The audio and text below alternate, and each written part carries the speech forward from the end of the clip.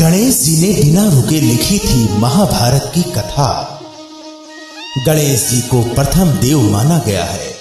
शुभ कार्य करने से पहले भगवान गणेश जी का ध्यान किया जाता है। माना जाता है कि किसी भी शुभ कार्य करने से पूर्व गणेश जी की वंदना और स्तुति से कार्य में आने वाले विघ्न समाप्त हो जाते हैं। भगवान गणेश जी ने ही महाभारत काव्य अपने हाथों से लिखा था।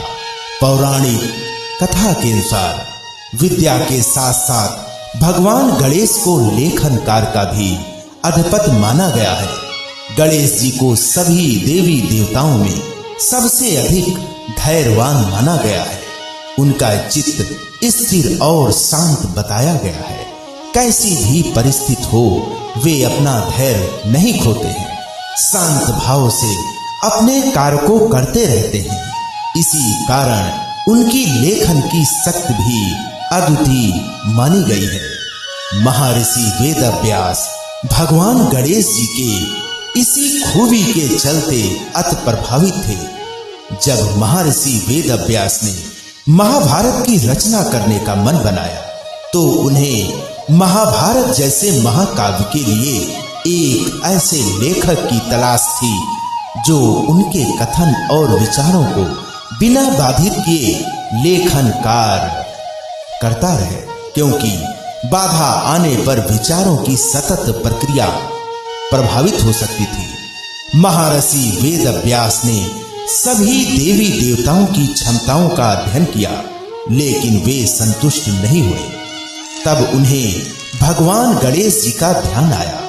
महर्षि वेदव्यास ने गणेश जी से संपर्क किया और महाकाव्य लिखने का आग्रह किया।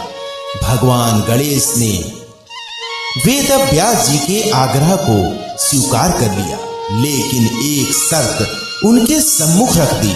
शर्त के अनुसार काव्य का आरंभ करने के बाद एक भी क्षण कथा कहते हुए रुकना नहीं है, क्योंकि ऐसा होने पर गणेश जी ने कहा कि वे वहीं लेखन कार्य को रोक देंगे। गणेश जी की बात को महर्षि वेदव्यास ने स्वीकार कर लिया, लेकिन उन्होंने भी एक शर्त गणेश जी के सामने रख दी। महर्षि वेदव्यास जी ने कहा कि बिना अर्थ समझे वे कुछ भी नहीं लिखेंगे। इसका अर्थ ये था कि गणेश जी को प्रत्येक वचन को समझने के बाद ही लिखना होगा।